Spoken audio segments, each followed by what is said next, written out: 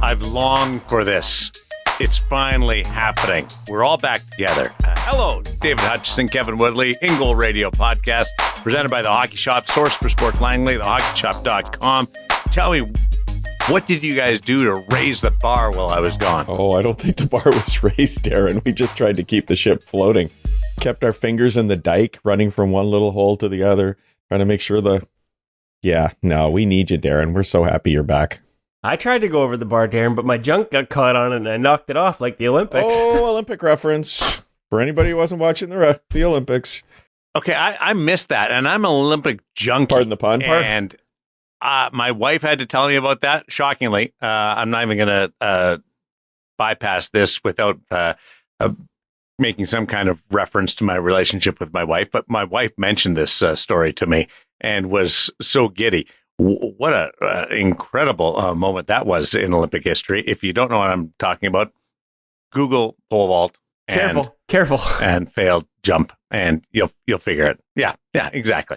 We'll get past this, but just so good to be back with you guys. And I just want to, before we get too far into this episode and tell you what's ahead, thank the listeners for all the feedback. Hutch gets them, and he forwards the emails, and the stuff that we've received over the last number of weeks has been just spectacular. Absolutely, Darren. It's awesome when we hear from people. And I mentioned a couple of times while you were away, I asked people if they would do us a favor, head to their favorite podcast provider and rate the show and leave a comment, because it does mean the world to us. And we did. The one that I sent around the other day that you're talking about was a great comment. Every episode packs a great goalie-specific interview with the best goalies in the world, plus a quick little review of a nice piece of gear. It's a lot of cutting-edge insight packed into 60 to 90 minutes, and the hosts clearly have a fun time bantering with each other. I think he's probably talking about the gear segment and Woody and Cam. It's fun and intelligent, and Woody's usually the one who tries to butcher people's names, but the name signed was T. Jarus. I hope I got that somewhat close to correct. I apologize if I didn't, and I thank you again for leaving that comment. Anybody else wants to do that? It really makes our day, because here we are quietly recording on a weekend. There's no audience out there. We have no idea what the reaction is. Let us know. We love it. Thank you. Yeah, what's your favorite part of the podcast? Because we might be able to expand on that if enough people are geared towards a specific area. There's lots of different areas that people can influence what we do, and what you guys are able to dictate. Yeah, and specifically, one of the things that has been getting great feedback, Woody mentioned to me yesterday, on all the parent segments, I've left this little area where you can sign up for a wait list for something that will be coming down the pipe for parents. But more interestingly, people can leave a comment about what it is that they want to learn as goalie parents. And I've been getting all sorts of great submissions that feeds my ideas for the parent segment each week. But if you have any ideas for the show and you want to hear more stuff, please let us know. info@ingoalmag.com, and we will all see it. There's a great book that came out a couple of years ago by my friend John Shannon, the former executive producer of Hockey Night in Canada, two-time executive producer, now an on-air commentator, and does his own podcast, Bob McCown. But the book title was called Evolve or Die. And we've been doing this, 6 years now? And you're always trying to just tweak things and avoid falling into the ruts that we all are susceptible to. So having that audience feedback is one, good for our egos if you're enjoying it, and the other one is it's just great to lead us down a path that maybe we don't see right in front of us, because the forest is hard to see for the trees, or the trees are hard to see for the forest. Yeah, and that's really influenced the gear segment that Cam and Woody do each week as well, because people leave comments over on YouTube where it's published, and believe me, those comments get addressed in the show quite frequently. So if you've got anything, let us know. It's the longest we've talked without Woody jumping in. Like, we've had a legitimate conversation. Is Woody here, Darren? Oh, there he is. He's over there. Oh, hey Woody. How you doing, buddy? Maybe he was muted. Boys. Late night skate. First one in a long time last night, and it may have killed me. So I'm just going to nod off and on here. Okay, what was your strategy for recreational goaltenders or adult league goaltenders who maybe haven't skated for a while and will get the odd skate, or in a month will go back to their league and are fresh off a summer away from the game. Are you going all out? Are you focused on little foundational pieces? What did you do last night after not playing for a while? So first thing is Sensorina, and the hands weren't the problem last night. What do they say about the legs feeding the wolf? Well, mine was more like a little stray puppy. The legs were shot. So have been doing the work, have been doing some of Maria Mountain's beer league workout program. Just was not ready for an hour 45 in a humid rink. So my strategy is just to, it's funny, Darren, my strategy openly discussed with the guy, because the first thing when I was asked to fill in, I'm like, hey, what's the level? I haven't played in a long time. I don't want to let anybody down. And he's like, dude, just go have fun. And so that was my approach. I mean, I have been doing other things. I'm 50 now. So getting to continue to play goal requires some work. And I've been doing the work this summer more so than in the past, because I'd like to make it through a season healthy. But the approach was just go out and have fun. Now, as the game evolved, we were on an Olympic ice sheet. So it was a lot of room, a lot of space. I did make a tactical adjustment I recognize that maybe the shooting talent wasn't as high as some of the other skates that I take part in. I don't need to be out at the edge of my crease. As the legs started to go, I just started to play deep and just made it really easy to sort of beat every pass up on my skates and feel like I could hold my edges a little bit better. So the first one was just have fun. And then as the game evolved and I realized the pace of it, I sort of adjusted my tactical positioning relative to what I was seeing. So that's about as deep a thinker as I get when it comes to goaltending. And mission was accomplished. I had fun. I couldn't walk after, but I had fun. It's okay. Walking's overrated. That was such a Woodyism. There was such a Woodyism. He basically said, I got tired and couldn't skate. But he said, I adjusted my tactical positioning relative to what I was seeing, or something like that. I'm going to have to pull that quote out. That was the best, Woody. Well, you're a writer. When you're tired, you make adjustments. So I recognize that if I was going to keep out at the edge and having to flail around as they play tic-tac-toe. You made it sound so intelligent, Woody. Just accept the compliment and move on. That was good. Yeah. I'm all about only sounding intelligent. Trust me on that one. So were you trying to keep your hands up? Was that a focus going into it?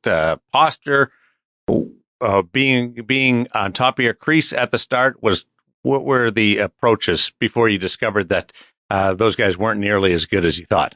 Positioning, posture, pucks is we talk all about mantras and things that guys write on their skates. I've always had, for the last couple of years, I've used three. The 3 Ps for me are position, posture, and pucks in that order. So I think that, and pucks is just sort of keep on it, stay on it, visually attached, head down, tracking. But yeah.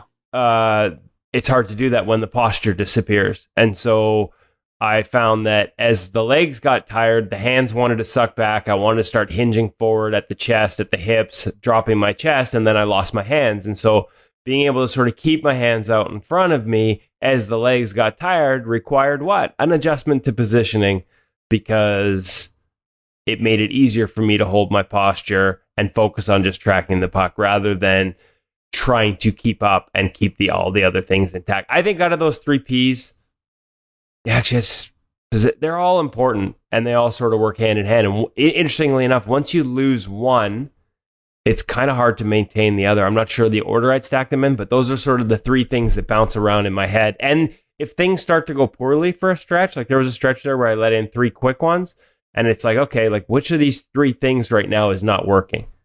And it was a combination of posture and positioning. I was out aggressively, so I was behind on plays and swimming a little bit. And like I said, then my posture goes to crap. I end up sprawling rather than skating, and my hands get pulled back behind me. You don't know what order you'd stack them in? Interesting. Yeah, no, I was just thinking about that. Did you throw a pad stack in? I kind of go back to the Toy Story. Remember the original Toy Story movie? For those of us that are old to recall that. I remember it. I don't know where you're going with it. Well, because it's kind of like when Buzz does his like flies, and Woody says, That's not flying. It's falling with style. My pad stacks are sort of falling with style. So did you throw in a pad stack? Because people don't see pad stacks very often. Yeah, it was more of a I'm screwed, stick a leg out, and now I'm going the wrong way, and that type of pad stack, accidentally on purpose. Sounds like time for us to publish the photo I took of Woody doing a pad stack again on social. Time for it to come around again. You can reuse content on social, can't you, these days, kiddies? The guys I skate with... Hold on a second. I got to go change the password to the social. They don't see pad stacks ever. So when I do it, when I'm out with them, they get the biggest kick. They love it. They howl. Yeah, absolutely. Let's just one little reference to Sense Arena earlier. That was awesome. The work I'm sure that you put in with Sense Arena for this skate that just popped up was a good help for you. At the risk of being a Woody, as Hutch said, like now that I think again, I sort of hadn't thought about it in the moment. I was really tired when we started this, but losing my hands because of my posture, like everything I can do on Sense Arena in terms of catching pucks, like that all disappeared once the posture disappeared, right? And so it's really easy to sit there for 20 minutes and run a couple drills through Sense Arena, but as the legs go, you can kind of feel the correlation. It's like my hands still work, but if I don't put myself in a position where I can access them out in front of me, they're not as effective. I end up making a lot of sort of like chicken wing or leaning saves that way, just because my hands aren't out and active. And so, yes, the Sense Arena work helped me probably between the ears more than anything because I felt confident. And then in the second half, once I adjusted so that I could keep my hands in a position where, because you know how it is in Sense Arena, you can see, if you're doing it, you can see your gloves out in front of you, right? Your gloves, yeah. Yeah. And well, guess what? I looked down and I couldn't see my gloves because they were, I was like Sergei Bobrovsky in Philadelphia, but a lot less athletic. Remember back then he used to like have his hands like pulled tucked back at his shoulders. And of course you can't access them from there. So I guess in a way, as much as I said, I was just going out there and playing and having fun, a lot of the things we listen to and learn about on this podcast kind of all come into play out there. And if you pay attention to the right cues for you, you can salvage what, again, for me, was starting to go the wrong direction, ended up finishing well. It's still just a bunch of beer league shooters. But for me, I turned it around. But it's the value of Sense Arena, guys, that continues to give us a foundation. If you're putting in that work with a headset, that's going to help you maybe tomorrow, maybe in September, maybe in November. In my mind, I looked fantastic out there. I'm sure, much like Hutch's, picture of me falling down with style, it was a lot less pretty. It's funny because Woody, when you were talking about your beer league strategy and positioning being one of those things, I did actually immediately think of Sense Arena. And one of the things that it lets you do is experiment in ways that you can't game to game on the ice. You, as a young goaltender, you can't just go out at your next game and decide you're going to try something completely different. And you probably can't even do it in practice because you can't control the environment that you're facing each day. But in Sense Arena, you've got the ability to completely control what you're facing. You can decide what drills you're doing. You can decide what level shooters you're going to face. You can even use something like the puck cannon and decide exactly where the shots are going to go. And so now you have that ability to try something. And I'm sure you've tried something in a beer league game, guys, and you go out there and maybe you're like, I'm going to be like Woody. I'm going to try and conserve a little energy today and tactically control the situation, standing on the goal line a little bit. And then it doesn't go so well and you abandon it instantly. Well, with Sense Arena, you have that ability to control that and day in and day out, try something new and see how an adjustment, moving those hands a little bit, moving your positioning a little bit, how that can affect things. I think I told you guys this story once that just for fun decided I would try that, stand on the goal line and see how it goes. And it went remarkably well. It's hard to get that confidence in practice as you try something so radically different. But then in Sense Arena, you try it. Nobody's watching. Nobody knows what's happening. You get that ability to work over and over. And I think this time of year is a great time to go and grab Sense Arena. Everybody listening, it's close to the season happening. We're down to 3-4 weeks, depending on what level you're playing at. You can get into the headset 15, 20 minutes a day, try something, work on your game, and you will be a new goaltender come September. It's going to make you better. As Darren said, we're not sure when it's going to make you better, but there's a good chance it's going to be soon, and you will realize those differences because Sense Arena gives you that controlled environment away from the rink, and mom and dad don't have to drive you to the rink to try all these things either. There's no coach screaming at you, get out of the top of your crease. You can try anything you want. You're in control. Just go have fun in Sense Arena. Before I get to the James Reimer interview, I want to let you know what is ahead with our feature interview. The year segment's coming up, and of course the parent segment as well. I had this Sense Arena moment this week during a skate where the coach had the players just line up on the blue line, come in and take one-timers top of the circle. And it was just a flow drill. They just loop back and just one after the other. And he said, you can go in net if you want, but you don't have to.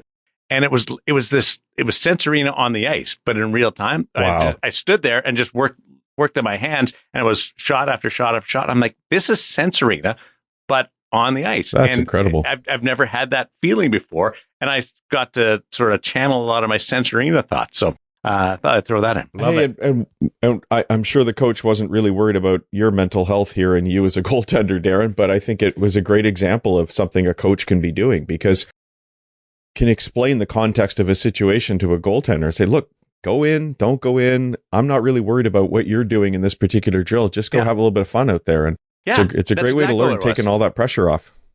That's exactly what it was. And I wasn't going down because the shots were coming so quickly. You couldn't do that. But it was just fun to work on your hands a little bit. And it reinforces patience that you can stop so many pucks without moving around and just providing that little bit of foundation at the top of the crease that you can stop those pucks. Hey, one other little thing, not to go back to my skate, but I think this is actually good advice. If you're like beer old guy and you get invited out, like the weekly skates, like here and there. And I hadn't been to this one before. So like I said, I didn't know the level. I didn't know the players. I didn't know the shooters. Watch the guy at the other end because I watched this guy and he was actually really good. And he moved really well, kept his legs underneath him, but he always had his hands super active and was making all these really good glove saves in the first game. And you can either watch him and go, oh, hey, good job. Or you can watch him and go, hey, look, like he knows these shooters and they're all trying to tickle the bar because they've got a little time and space out here. Oh. And so if I don't get my hands active again, I'm going to get torched out here. Like I'm not going to be able to. So watching the guy at the other end, if he's familiar with the skate, you can start to pick up on some of the habits of the shooters that he knows that you don't. And again, when you stupidly volunteer to take part in an hour and 45-minute skate for your second one of the summer, that will come in handy by the time it's over and you're dying. There's lots of opportunities to learn. So I never thought of it until just now, but I owe him a lot of credit for last night because I watched him for a while and realized tactically the adjustments that he had made, probably playing with these guys on a weekly basis all summer, that were working quite effectively because in the first game he was dominant. Subliminal scouting. I think there'll be a new book released at Christmas. Amazon, Apple Books, anywhere you want. Kevin Woodley's Tactics of Beer League Goaltending. Grab it this Christmas. Drop in hockey. How to survive drop in hockey as an aging, decrepit, everything falling apart beer leaguer. I'm joking, but Kevin is right. I love the way he's analyzing this. There's a book there. There is. Come on, Woody. There's a total book there. More than a pamphlet. Tales of a beer league goaltender. Two things. Hour 45. Nobody skates for an hour 45. Yeah. Anywhere. Rec league, junior, NHL. Nobody skates for an hour 45. It's a long one. That's too long. Yep. Number two, the International Ice Surface, or AKA the Olympic Ice Surface. The Olympics don't even play on the Olympic ice surface That's anymore. True now. So why there was one just built recently. Why we build these Olympic ice surfaces anymore is beyond me. Well, figure skaters don't use it because they don't skate on that ice. Hockey doesn't play on it anymore. I don't know why we build that wide ice surface. Is it 200 by 80 by 100 now? I think so. Yeah. Is the Olympic ice surface is 200 by 85 in the NHL? Just bizarre. It's way too big. That's all I know. There's way too much time and space out there. I was at the home of the BCHL champion Surrey Eagles, coached by Scott Gomez. Was where we were playing the other night. And the irony is the only other rink out here where I live is old and tiny, like way below regulation size. So, and that's one of my weekly skates, actually two of my weekly skates in the winter when the ice is in there. So that's my reference point that I play the most at. And then this feels like you're playing in, it's like twice as big. It's kind of hilarious. Which would you rather play on? Oh, the small one, especially. Yeah, absolutely. The only reason that I survive my skates in the winter when it's guys that played at a much higher level that I could even dream of, like it's all ex-pros and juniors in college, is because A, they're very competitive and they back check. So guys are where they're supposed to be and there isn't the type of time and space I talked about last night. And B, because it's in a tiny barn, they're on top of each other. They don't. Because if you gave some of those guys time and space against a guy like me, yeah, just say those best of fives would be over in a hurry. Last 20 years, the greatest trend or evolution in our game was the emergence of the small rinks where kids can play 5-on-5, but touch the puck a lot, or adults play 3-on-3 leagues. They don't need big rosters, and there's tons of goals. That has been awesome. We had them in Markham. At least I love that style of rec league where you needed 9 players for a team and you play and you get lots of shots and away you go. Yeah, I almost died at 3-on-3 a few years ago, so that's a little much for me. Thank you. Let's talk about our NHL Sense Arena feature interview. James Reimer is coming up, and this is going to be a really fun leaning into his long NHL career. Yeah, it's funny because we talk to James semi-regularly. I went into this interview, honestly, I even said to him before we started it, we saw him up at Adam Francilia's in Kelowna, working out, training there. And I was like, man, I don't know where I'm going with this. We've done the origin story. We've talked about your roots. We've done all these things. And it ended up becoming more of a retrospective lessons from, what is going to be 15 years, I think. It's like I remember meeting James when he was in the American League with the Toronto Marlies coming through town. That's how far we go back. And he ended up with just a ton of really great insights on everything from working with different goalie coaches, because he's bounced around a little bit the last couple of years. How do you walk into a new room and get to know new teammates and fit into a new environment? These are good lessons for a lot of young goalies who are getting ready to start with new teams here in the next month, of all ages. Sports psychologist, mental approach. There's just a ton in here of great advice from a guy who, he's put on some miles in the National Hockey League. He hit a big milestone we talk about as well that he reached recently this year quietly while he was with the Red Wings. The parent segment brought to you by Stop It Goaltending U is how to help goalie frustration. Hutch, give us a little bit of a insight into what you're going to be talking about. Well, I hope it's something that we'll all be talking about, because this affects parents. We're all parents of kids, and they get frustrated from time to time. This one started with a question from a parent who had, I believe it was a 9-year-old, or maybe it was a U9 goaltender, who's just frustrated by the number of goals that are going in, that it's really tough at that level. I'm assuming that they're playing with the regulation size nets, and you get this huge discrepancy in ability, in development at that age, and a lot of pucks go in. And here's a kid who absolutely loves the game, works really hard at the game, is passionate about being a goaltender, but it can just wear on you sometimes. So what can we say to a child in a situation like that? And then maybe it's we'll talk a little bit about it at other ages as well, because it's something we all face. Looking forward to it. The gear segment brought to you by the Hockey Shop, source for sports Langley, thehockeyshop.com, focusing on the AXIS XF pants. Before we get into that, what's happening over with Cam and company? We've got, you know what it is? It's August. You know what that means, Darren? It's the big back to hockey sale at the Hockey Shop. Sale. Yeah. Hockey Shop, source for sports, hockeyshop.com. Are you a seagull? That was his Finding Nemo. good. That was a good Finding I Nemo. think Cam and Woody did that in one of the segments. I think that's where it came from. I think Cam is like one of those seagulls from Finding Nemo on a weekly basis for me. 25 to 50% off Bauer gear, 40% off Warrior gear, 25% off Bauer Supreme sticks, up to 40% off True Goal gear, and 30% off on CCM AXIS 2. So lots of different options to save some money as you head back to the rink. Maybe you're getting ready for another beer league season and you want to treat yourself. Time for something new. They've got lots of second price point options on sale, in addition to all the new equipment that we go over every week, including the new CCM line, AXIS XF pants. We had the XF Pro stick recently.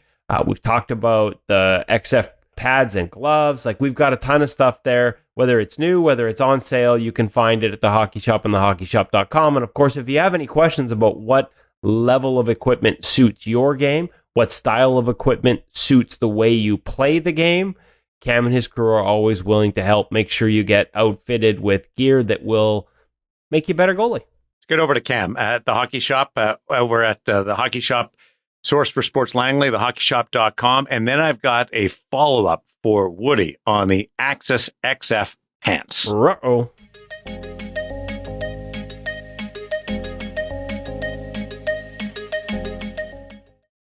Welcome back to the Hockey Shop, source for sports. We're in Goalie Utopia with Cam Matwiv and the new CCM AXIS XF pants. Now hold on, because we had a little issue with the sticks, Cam. It actually is AXIS XF, not just XF. Here we go. And take our shots where we can get him, folks. He doesn't get much wrong. No, and I don't let much get past me either. XF, well, maybe here in the shop, but not on the ice. But that's another story. AXIS XF pants, Cam. The changes, the differences, the nuances. Really light. Really light. It's also very breathable. Yes. Why is that? AirTech. Ooh, see, he's on point this morning. He didn't just look inside the pant to see the big call out that says AirTech right there. That's okay. We'll show you guys later. I'm going to be honest. I knew it in part because we've been wearing these pants. We've had several demo sets. We've had some testing. We've done some testing. Feedback has been really positive. The biggest thing I would say is that, when you get a new pair of pants and there's that break-in period and that hesitation, like, hey, I don't want to wear them to my good skate. I'm going to wear them to like a lesser skate, practice something, because I got to get them broken. Don't want to wear them to my good skate. Okay. Well, the skates were the, good shooters. All right. You don't know what that's like. I just live every day at a good beer skate. League. So you want them to move. Yes. And these ones out of the box move really well. I just found the break-in period was really quick with them. That's been feedback. We have multiple sets and multiple testers, and feedback's been really positive. I think that's about segmentation. Segmentation. So, continuing with those segmented hip flaps that you've seen in the previous Pro model, for sure. They've extended it just a little bit longer, just to help seal off that gap that sometimes happens. Nothing worse than having a puck in that gap between the leg and the... Exactly. We'll call it almost your hip area, right? Yeah, that sucks.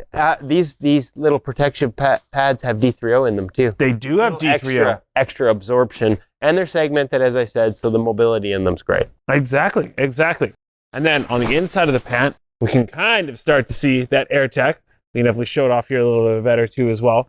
Nice, lightweight, breathable fabric. So one of the things that I noticed right away between a Pro and similar size from last year is a weight difference for sure. Just for overall feel, especially when you're on in the hips.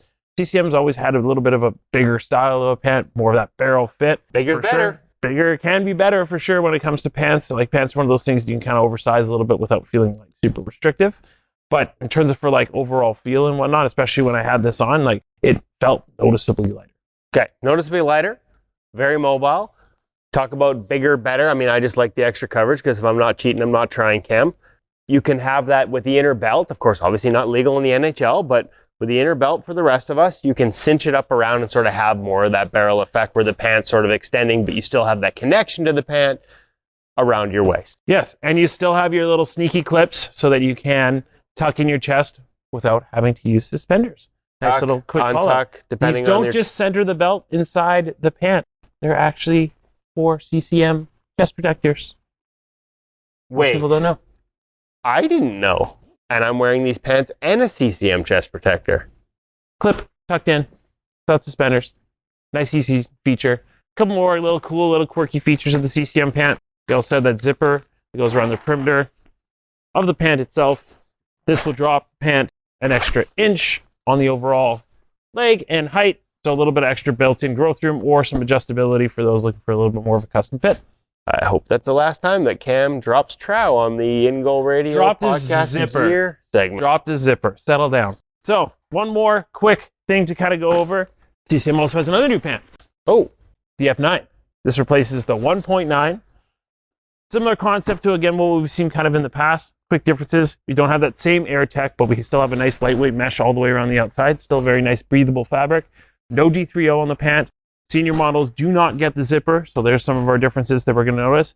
Not as thick as not as thick in the thigh overall itself, as well as a bit of a lower count on the nylon itself. okay. So one thing I did notice that's on here that we didn't talk about on the top level as well as the second price point, just that different material on the bottom of the leg. If you've had pants that don't have that, you can get that fraying, especially if you get interference.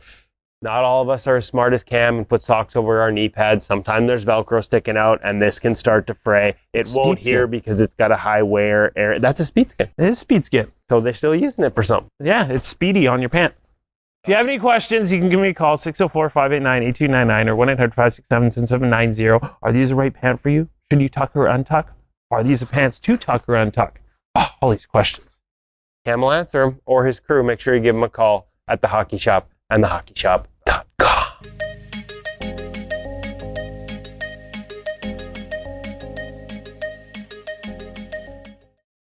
If you are going to, now this isn't my follow-up, but it just occurred to me. Uh-oh. If you were going to wear pants straight out of the shop, would you do anything to them? Would you put them in water? Would you put them in the dryer to bounce them around a little bit? Is there anything you would do just to get them a little more flexible or movable?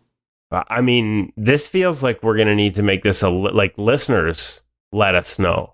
Oh, yeah. You know, because this is one of those ones where I don't, right? So quite often when we get test equipment, it's out of the box and into a game. And as I said in the review, last year when the XF pants came in, I was not playing a ton. And so there was no opportunity to be like, yeah, I'm going to take the new stuff out to my crappy skate. It was like right into Monday night, which is one of my, better, it's over my head, as we've said. Well, most skates are over my head, and just love the mobility of it. Now, I think it depends on the pant. I think you can put it on at home and check it out and be like, man, this is going to take a little while to get going. So many of them, and then the AXIS XF Pro is a great example of this. The way they've segmented them now, they really are designed to sort of have overlapping parts that will protect you, but they slide in and out like above and below each other so that they do move pretty smoothly. The other part, I think this would be different at the pro level where you're dealing with a pant that can't have an inner belt. But I just find that as somebody that likes an inner belt and I can cinch it up tight and have the pants sort of sit out around me barrel style, that extra bit of room and space that it occupies to help stop a few more pucks, thank you very much. I just find that gives you room to move sort of inside of the pant. We talk about goal pads that were tight to the leg and move with your leg, or ones that were looser and moved around your leg.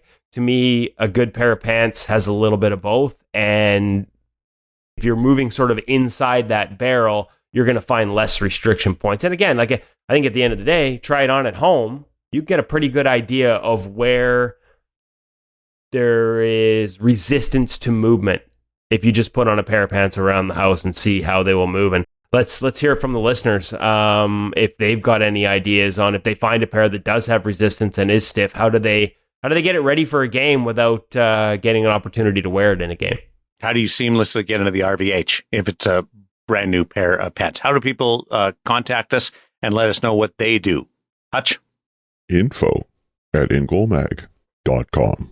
By the way, that's just a button that he presses. That's recorded. And that is the voice of God right there. The goalie God. If only.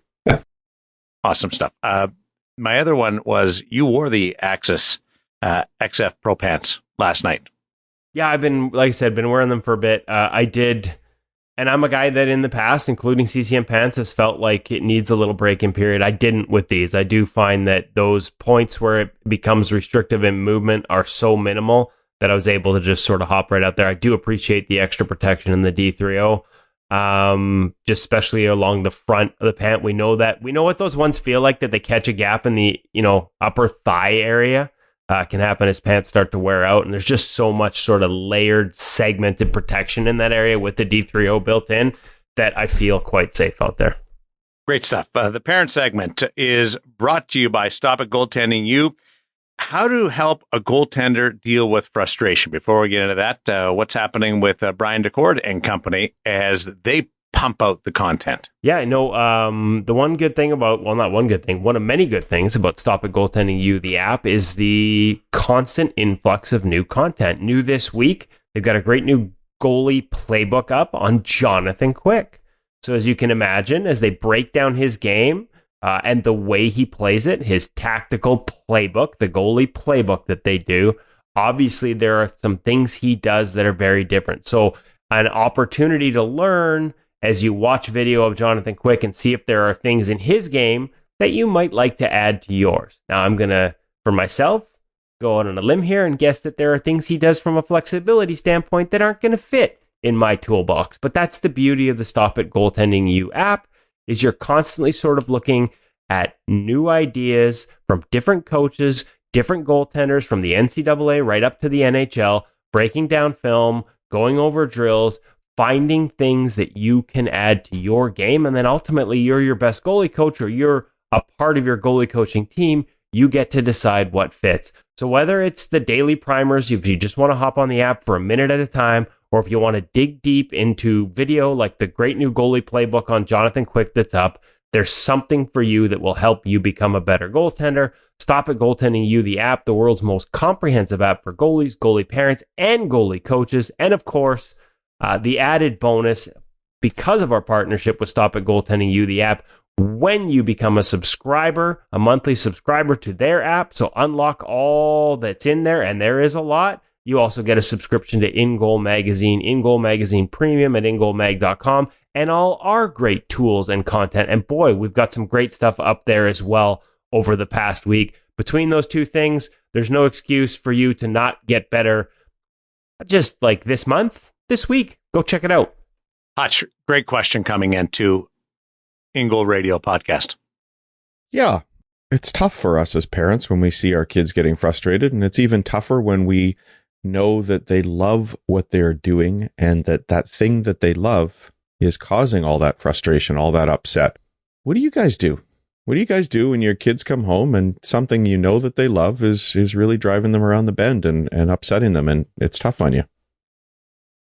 Listen, ice cream, and then maybe after I've had some time to think about it, give them a little bit.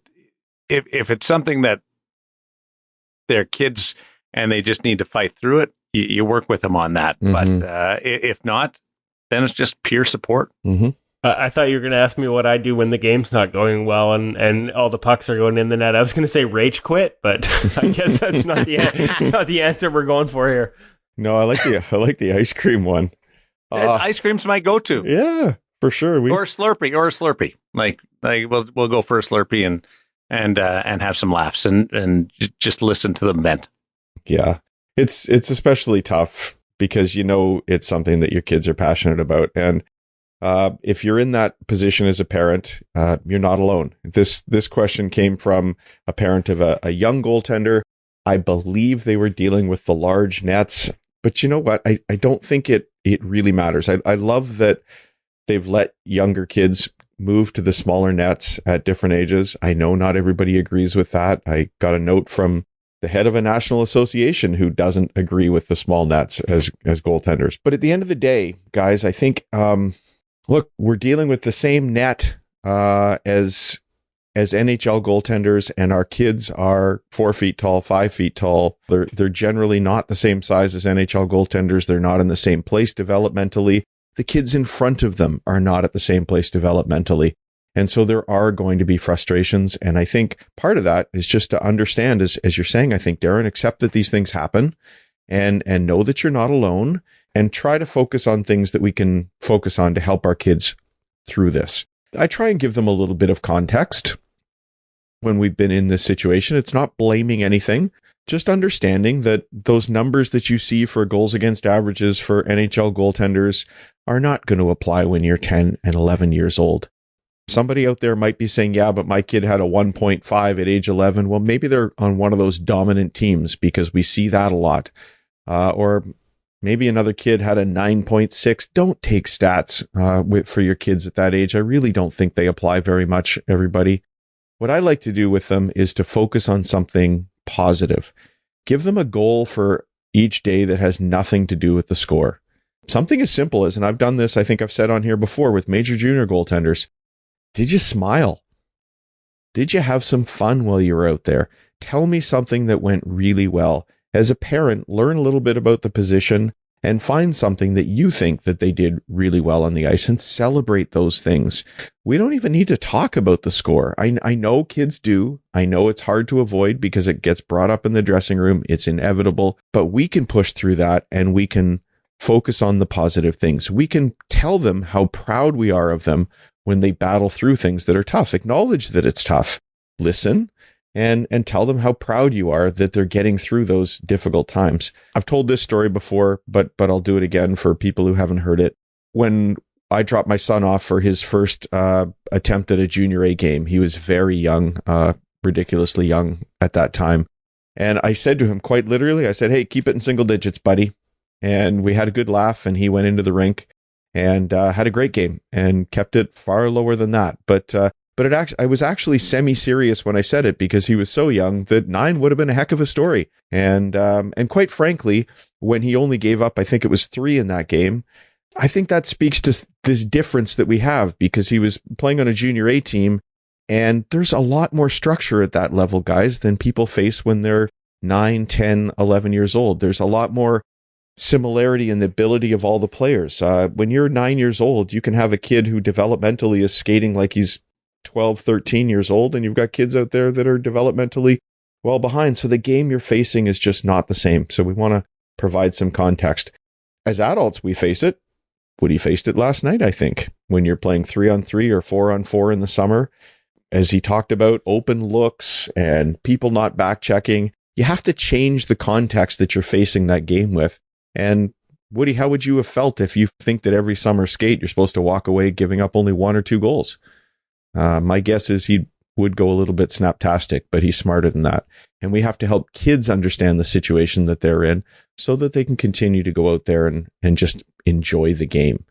Got to accept that sometimes things suck and that it's okay. And then we just move on and try and help them with that. But the other thing I just wanted to say, you're going to hear a bit about it in the feature interview this week. We heard a bit about it from Devin Levi last week, or the week before, I'm sorry. More and more we hear about kids dealing with sports psychologists.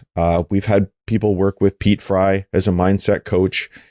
And I really encourage that. If it's Pete who creates this incredible positive vibe around every goaltender that he works with, that's awesome.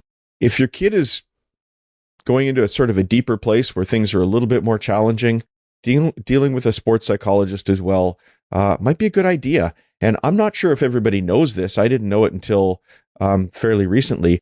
If your sports psychologist is a registered counselor, as many of them are, quite often, mom and dad, that bill can get picked up by the benefits that your company might offer through work. So it's something that can be a little more affordable than I think you realize. Understand that all of us sometimes need somebody to talk to beyond mom and dad. And if things are getting really, really challenging, it's okay to talk to a sports psychologist. All the NHL goalies that we talk to these days do exactly the same thing. So don't run away from the problem. Talk about it.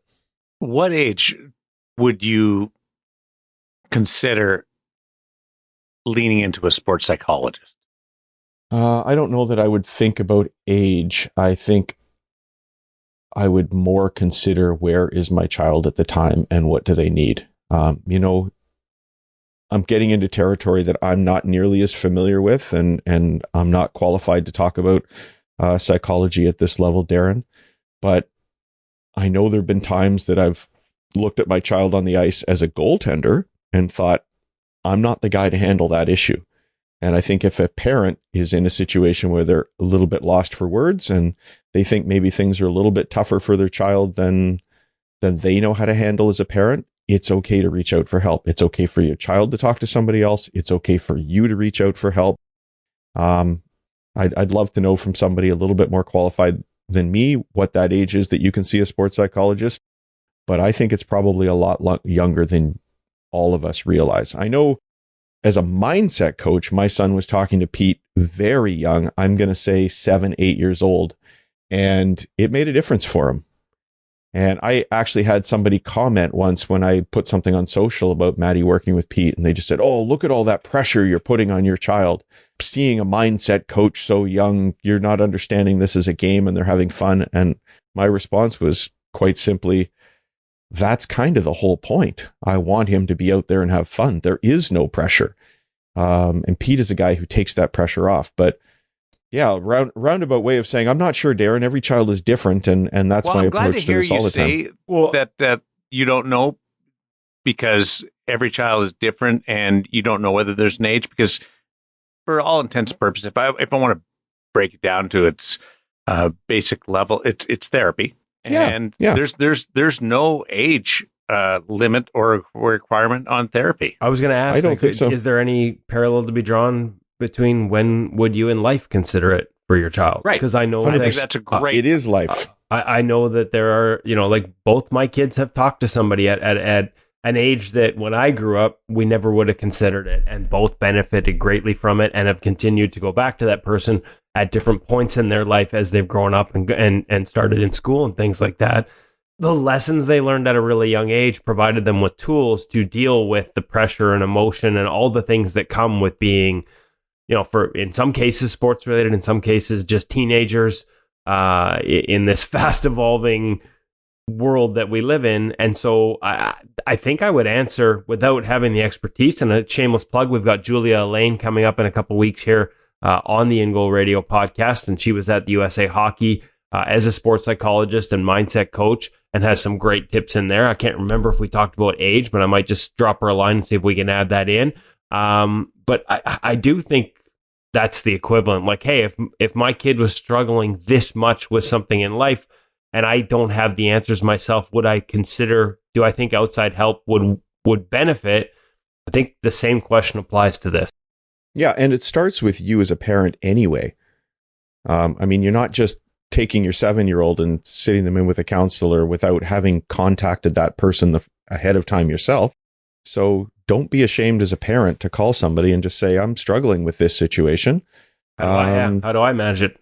How do I manage it? And how do I help my child manage it? And is it time for them to talk to somebody else? James Reimer coming up. And that's a great connection to this conversation and how you handle things, because he's always been positive. We called him the great grinner when he was with Toronto, because he always had a smile on his face. And it was so just absolutely enthusiastic to watch and infectious to watch him. And when you said smile, like send your child onto the ice and say smile, I think that's a good lesson for parents too. Watch a practice or a game and concentrate on just smiling the whole time, and you'll probably enjoy it a lot more, regardless of what's happening on the ice, and you'll come up with a better attitude instead of being stressed, because being a goalie parent, it's hard. It's stressful. Smile is such a good piece of advice, and I think we tend to overlook it. I'm reminded, Darren, of my first experience this past year. For the first time ever, I had ads to read for radio, my first sort of sponsorship, and I'm voicing commercials. And I didn't know how to find that energy, that right level of energy in my voice, that positive vibe you want to have in the way you speak in these types of environments. And the producer who was helping me said, just right before you're about to start your read, just take a big smile and smile throughout it. And the energy that came through was both natural and, as you said, infectious. And I've thought of that every single time since when I go into that studio. If you just smile, everything just sort of gets easier. I'm smiling now. I'm reading off you, and it makes me happy. And we've got James Reimer, and that makes me happy too. Good Manitoba product, as the NHL Sense Arena feature interview focuses on the traveled James Reimer, but very successful James Reimer.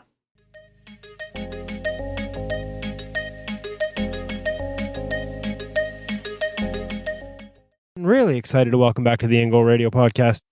Third time guest, James Reimer. Been a couple years though, which means we have some catching up to do.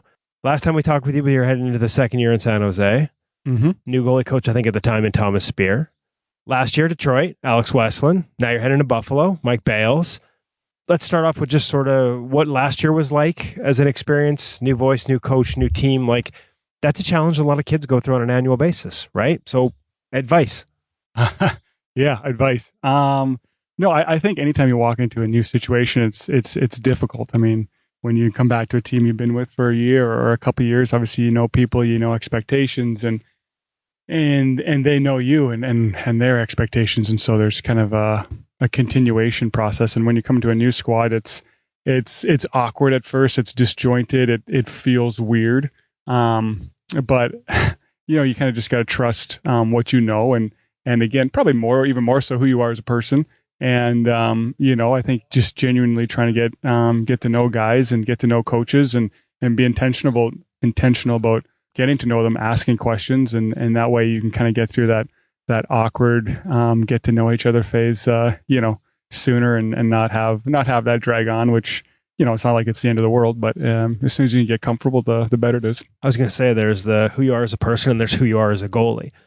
On the goalie side, when you meet up with a new coach, like for example, I don't know, like now going to Buffalo, like have you had conversations with, like, at what point do you start trying to learn each other in terms of preferences, what you like to do on the ice, what he likes to do on the ice, that process? And is there times over your career where you've had to, like you're always listening, I'm sure, but advocate for yourself at times? Yeah, 100%. I mean, I think you'll find out pretty quick, usually within the first conversation, whether, your goalie coach is I don't want to say open-minded or closed-minded. I think that's maybe too black and white, but is varying degrees of openness. Varying degrees of openness. Yeah, that's a good way of putting it. And then from there, you kind of gauge, what your path or what your vision's going to be.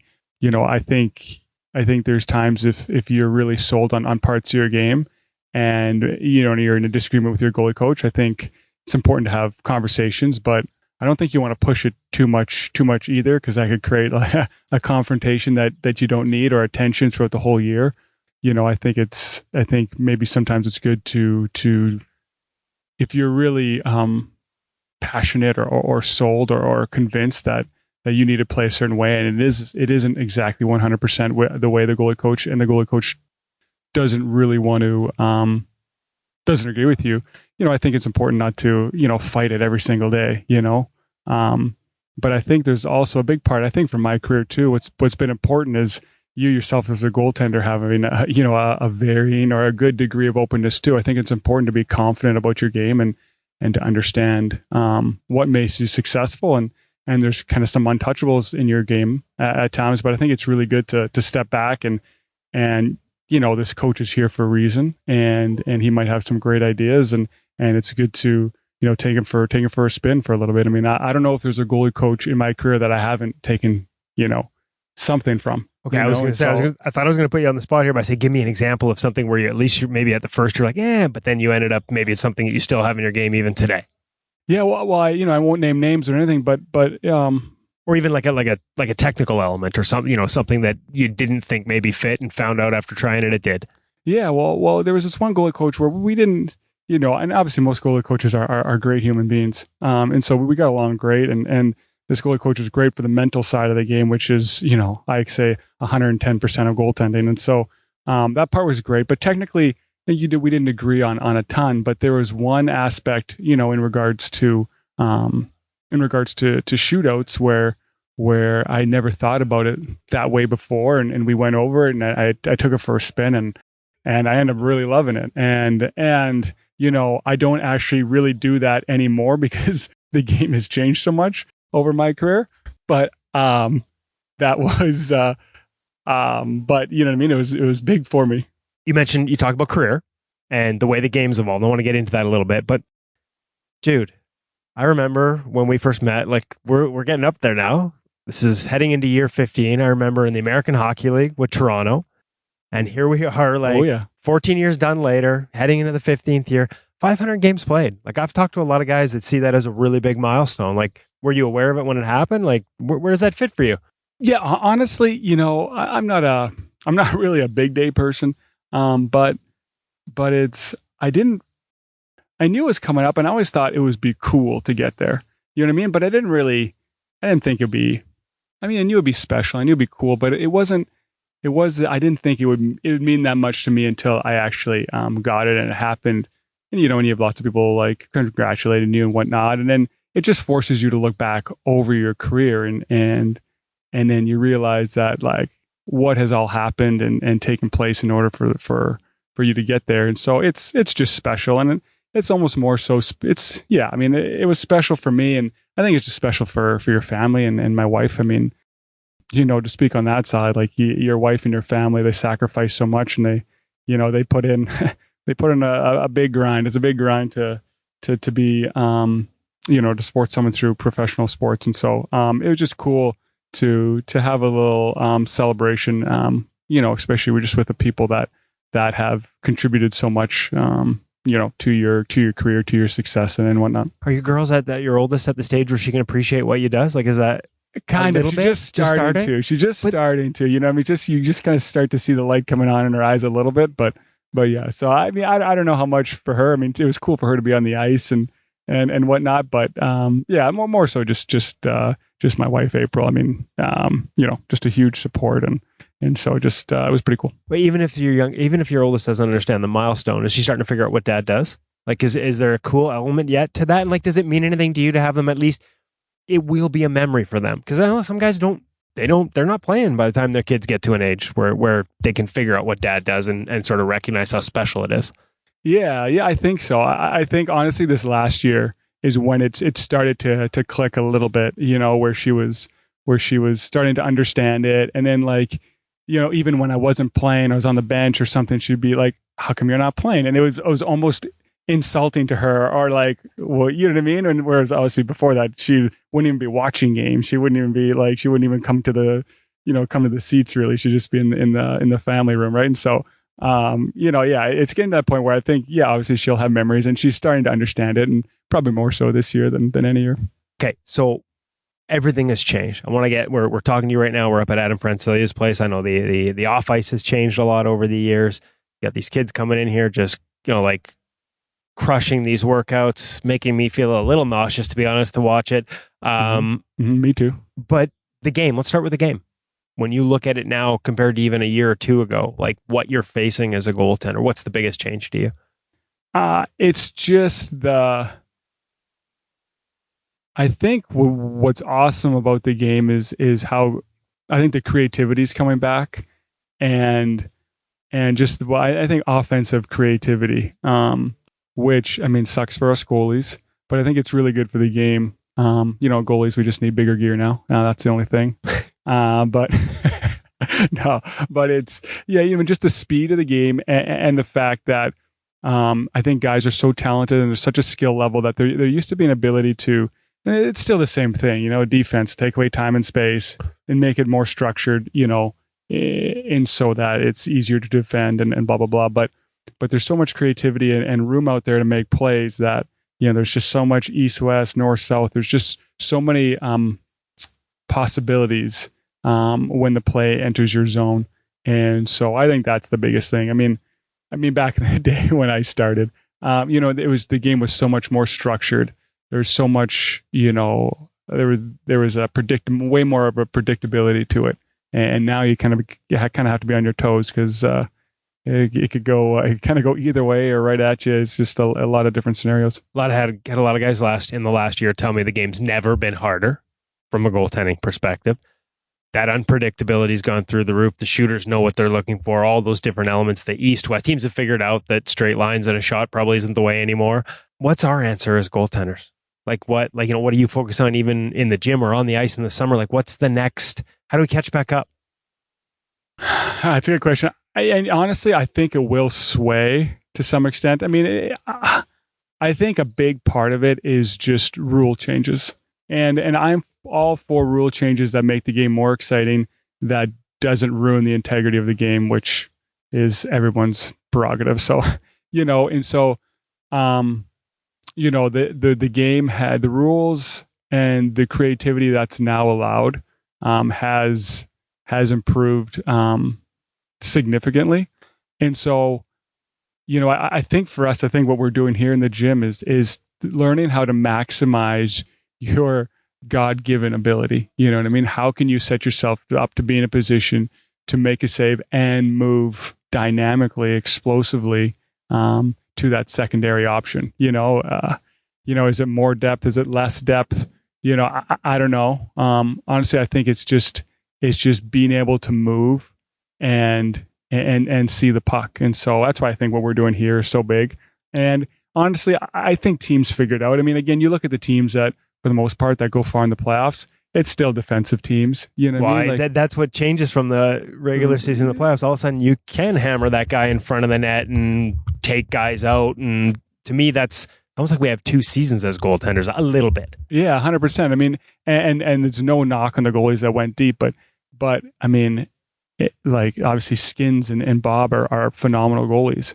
But Florida was, the way they play defense. I mean, look at the way they locked up Edmonton's. Like, Edmonton's got one of the most, some of them probably the most dynamic player in the world, and then you have Draisaitl, who's right next to him. You got such an explosive team, and yet when Florida got to their game, it was like the old New Jersey Devils. It's like Edmonton couldn't even get in the zone, at times, and so. And then you look at Edmonton, they've always, the knock on them is they couldn't play defense.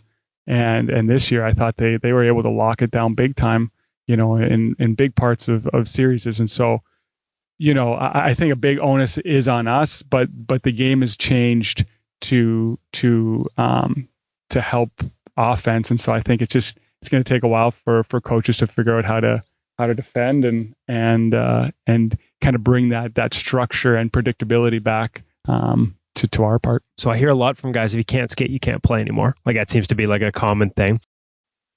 How you skate, how you move, the training we're watching here today, is it about sort of not just, is it accessing power? Is it increasing efficiency? Is it all of the above? Like, is that the next step to be able to follow those plays and all that dynamic play while still having our hands, while still having our vision, while still having our feet under us? Is that, so it sounds really easy, but I just watched it. It looks really hard, James.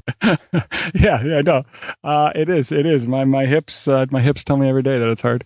And so, no, yeah. And honestly, I think that's it. It's just, how do you maximize your ability? It's how do you have that incredible power without giving something up? I mean, obviously there's always times where you have to open the car door, as the saying goes, and do what it takes to get something on the puck. But how can you 90% of the time, 95% of the time, whatever that number is, be incredibly dynamic and yet incredibly stable? I mean, that's kind of the key, and then I think that's the key for everyone. And then the other key is it comes down to reads and just your natural ability to stop the puck. I mean, let's face it. I mean, anyone in the NHL has an incredible sixth sense of where the puck's going.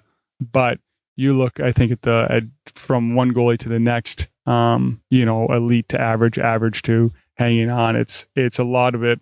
Skill level is the same or relatively the same. And it's a guy's, just ability to have an understanding of where the puck's probably going to go. That's sort of anticipation. Now, 15 years in, are you still developing that? And is it strictly learned, like, from experience? Or are you still doing work on that? Like, do you still watch video and try and figure out, especially as the game changes in front of you and what it presents from an attack standpoint, like, are you still studying? Are you still a student of sort of, again, trying to figure out what's coming next, reading the game, which it sounds really simple, but it feels like it's, I guess the question for us is, can you teach it? Can you learn it? Beyond just playing it. Yeah, no, 100%. And it's a really good point. I should back up a little bit, because there's a part of it where, I don't know what the percentage, let's say it's 50%, you're just born with this ability to see the puck and to read plays.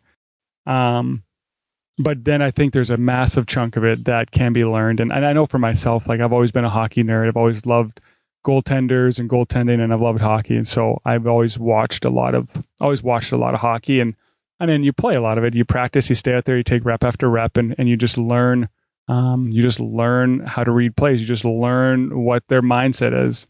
And, I think, for me, it almost gets harder. I have to be more intentional about it. Back in the day, me and my wife, we would just have hockey on and we'd be hanging out and doing stuff in the evenings. But now you got kids and whatnot. I was going to ask how hard it was to watch the game these days. And so it gets a little harder. Although I will say sometimes, before bed, I'll ask my daughter if she, and obviously they'll say yes because they don't want to go to bed. But it's like, do you want to go to bed or do you want to watch hockey with dad for 10 minutes? And so obviously it's, I love that. I'm cheating it a bit there. But what I mean? So now again, as far as being intentional, back to the start of our conversation, it's being intentional about watching video when you get to the rink, set aside time to go over your own game, obviously.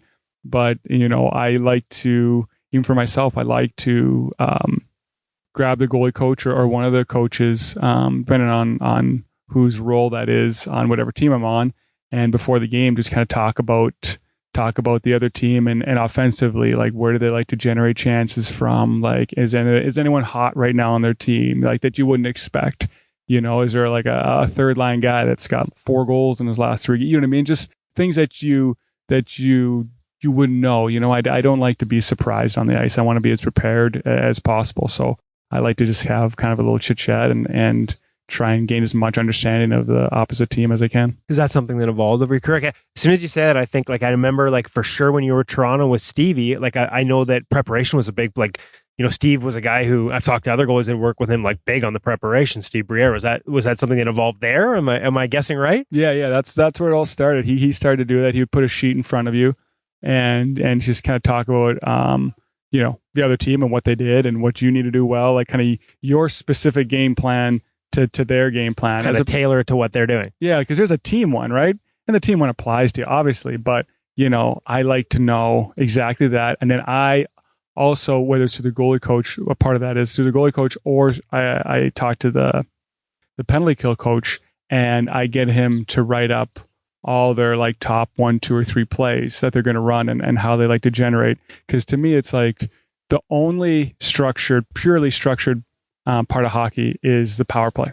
That's where guys have set plays. So why not understand exactly what every team's set play is and kind of what they like to run? And so, and your penalty kill coach is preparing that for the penalty kill unit. You might as well be a part of that conversation. And then tailor it exactly to being a goalie and what that entails and where you can.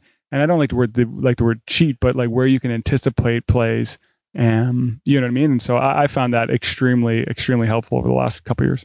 Just times out there where you're I know this is coming. Yeah. It's it goes from the half wall to the goal line guy, and that this guy, he never stuffs a puck. He never brings it to the net. So now you can anticipate the pass, where you can stay on your feet, or you can not be drop ahead in of a the play. reverse. Yeah. And you still honor him a little bit, so that if he does bring it to the net, you're not you can pop into it. It's not like other sports, maybe football, I don't know, basketball, where there's so many pure structured plays.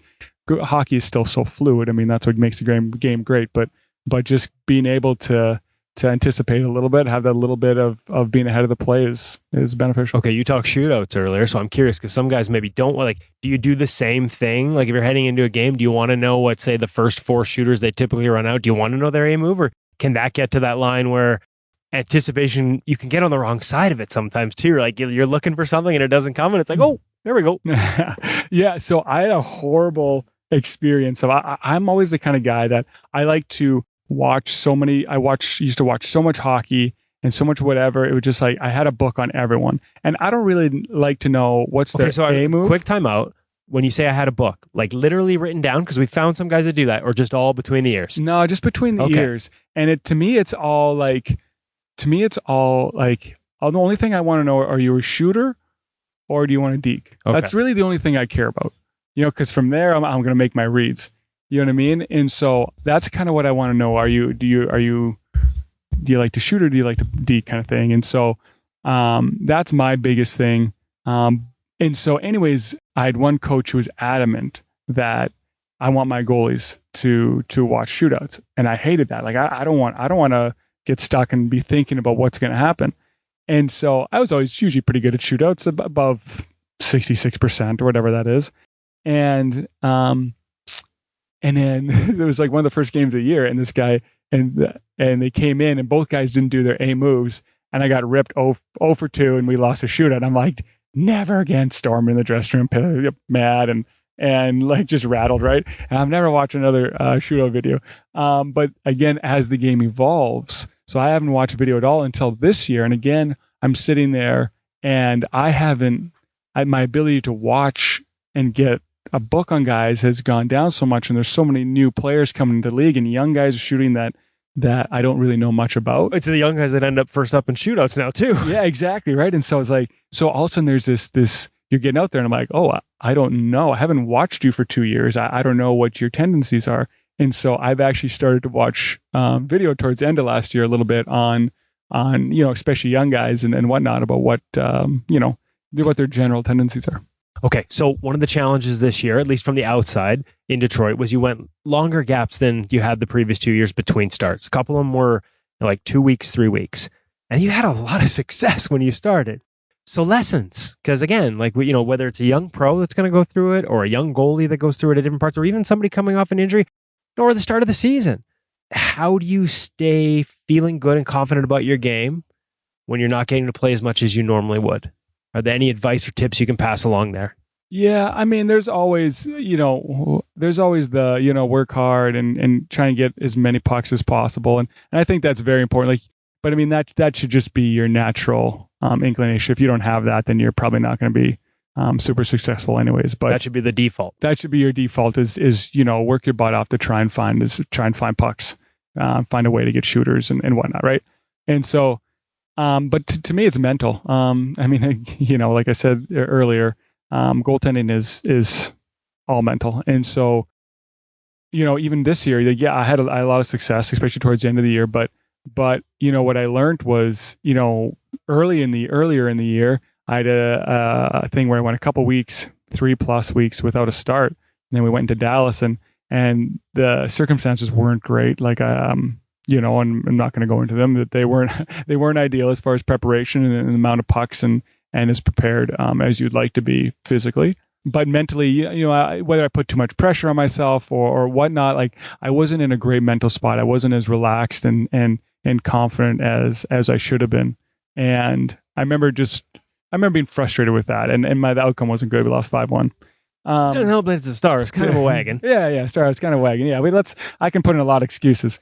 But and then the later in the year, there was a couple of very, very similar situations. And again, I just really focused on just the mental side of the game, staying positive and just knowing that, it's just a hockey game. At the end of the day, it's just a hockey game. What are you going to play? Where are you going to play better? If you're relaxed or you're tense, you know what I mean? And so just enjoy it. It's another opportunity to play the game, and whatever the outcome may be, you'll have a chance to respond from there, but just kind of stay in the moment and enjoy it. And so, and then lo and behold, you play a lot better. Who knew? Say you had one where you went January 14th, you had one brief relief appearance, but February 17th was the next start. And I didn't write down the team because I'm not that bright, but 38 save shutout. So obviously that advice worked.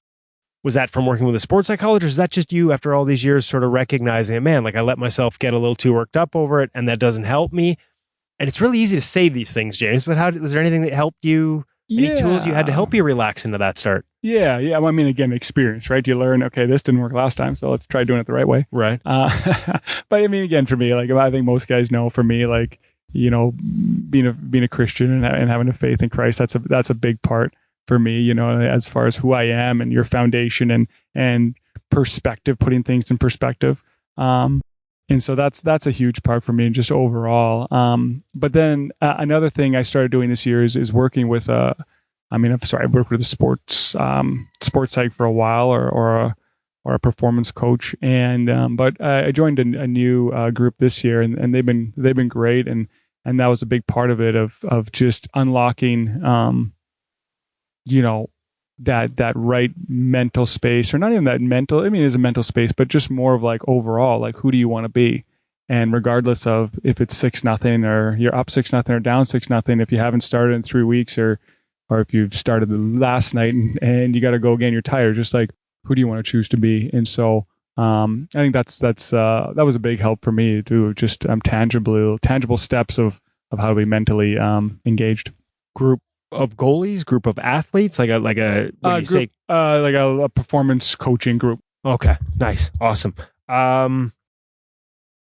Novus is their group. Okay, I wasn't sure if you wanted to give a plug there. It's funny because sometimes it is really easy to say those things, and in the moment it's easy to give away to the frustration, right?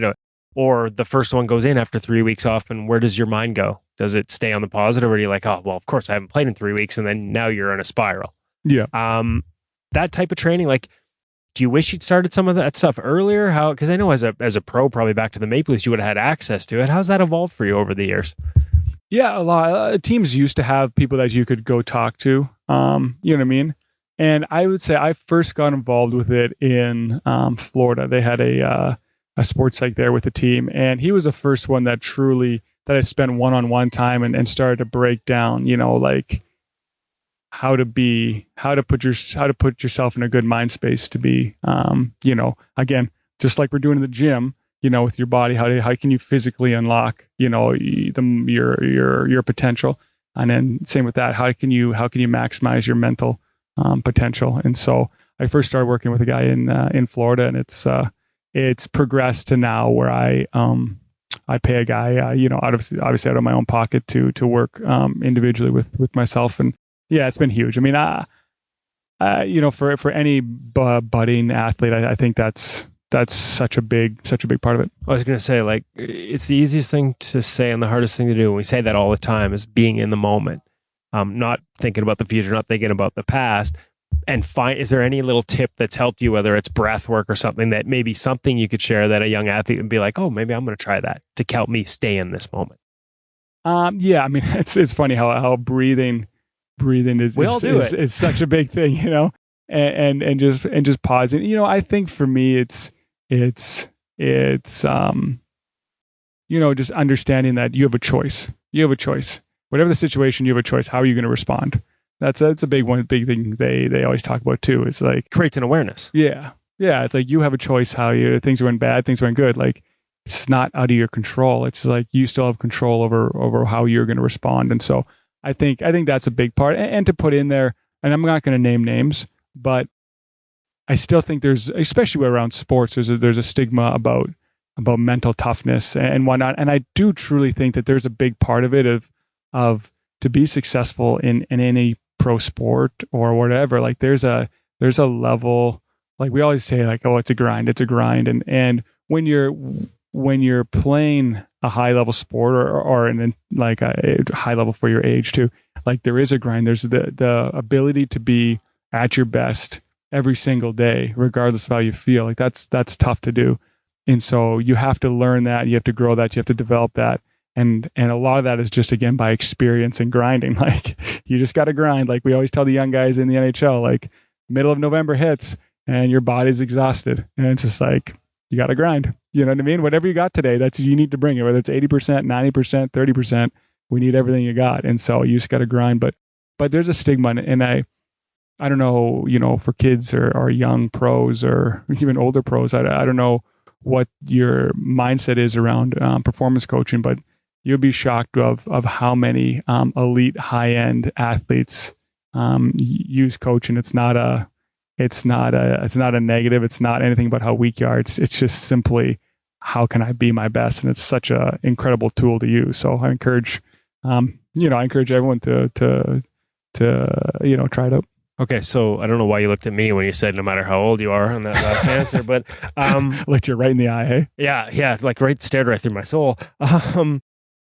Working with other guys, last one. You're having a chance to meet Devin Levi, who will be with you in Buffalo next year. Alex Lyon, we had him on the podcast about a month ago, and he's clearly a guy that thinks the game, like really deep thinker about the game. How, when you go into a new room, new relationships, like, I guess it probably depends on the guy. Like, how much are you bouncing off each other? Like, when it comes to maybe not your game technically, but thoughts about the game, approach with the game, how other, talked about reads and anticipation, like, talking with Alex, like, it feels like that's a big part of his, right? Like, it was really fun. He's clearly really into the position. Yeah. What would those what would those be like, and how does it change, with another guy in Devin who, if there's a stone to check out, he's turning it over to look. Yeah. Like, no, Al is very cerebral and a very intellectual guy. So was fun to work with him, play with him. And we had a lot of conversations about different stuff. So it was a lot of fun.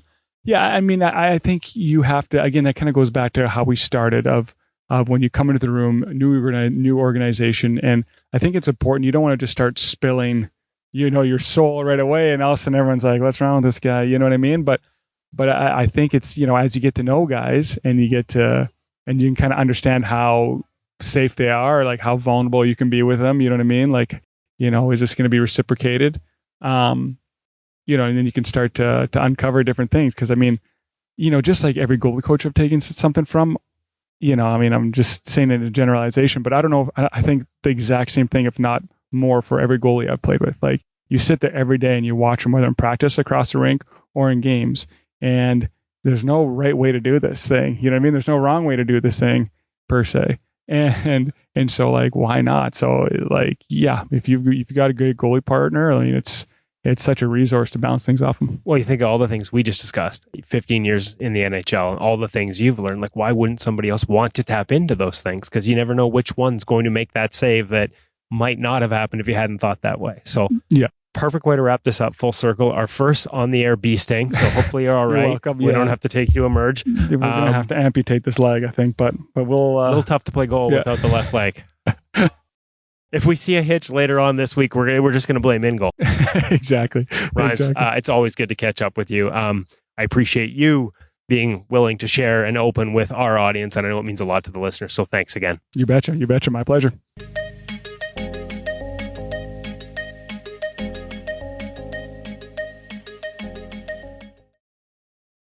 There's a guy that made a career. It wasn't handed to him. I had a manager at one point early in James' journey that didn't think that he had the natural talent. And James blew that guy out of the water, those expectations, because of his dedication and his attitude and the foundation of his skill level coming out of Red Deer. 500 games in the National Hockey League as a goaltender. Like, that's an accomplishment. And something he talked about there. And I think it is a testament to perseverance, to attitude, to a willingness to try new things. James has been at, the forefront of a lot of different sort of goaltending, quietly being at the forefront of a lot of different goaltending evolutions over the years in terms of seeking out people to work with that are bringing new ideas to the table. And that's helped him, after 15 years, continue to evolve and not get stuck in one place, even as his career has taken him from place to place to place more and more often in recent years. And that willingness to sort of adapt to new situations that he talked about. There's some great recommendations in there, some great advice for young goalies who may be headed, whether it's at the junior level or even minor hockey, new teammates, new coaches, new levels, new voices, and ways to sort of make sure you not only survive those changes, but embrace them, and you'll be better for it. And he's been stung a couple of times on his journey, and he was able to get through it. Yeah, no, some situations that weren't great fits, lots of different things along the way, and again, that smile you talked about, Darren, and how you navigate that. It's really interesting to sort of hear his perspective on some of those things and how he's come out the other side. Fun stuff. Hutch, what's on your agenda for the next week before we get together again? Oh, that's a tough one. I like that. You know why? Because we're not back into the rhythm yet. There's still some ambiguity to our schedules. And it's interesting the way you put that, because I don't want to answer it with a rhythm. I don't want to answer it with a rhythm, is what I mean. Okay. It's so easy to get in. You bump into somebody you haven't seen in a while. How are things going? Oh, yeah. No, same old. So what are we doing to take what we're doing with InGoal and the goaltending world and try and push it forward? What are we going to be doing that's a little bit different heading into the fall? I teased something there for parents, so that's a little bit on my on the back burner, something I'm working on. And we've been chatting with Pete Fry about something that might come out in a little bit. And of course, now training camp is just around the corner as well. I got on the ice with my son yesterday for the first time in well more than a month. He's been skating 2 hours a day every day, by the way, but I'm Maybe that's a little bit of a goalie parent thing. I'm trying to stay away and give him his space to do his thing.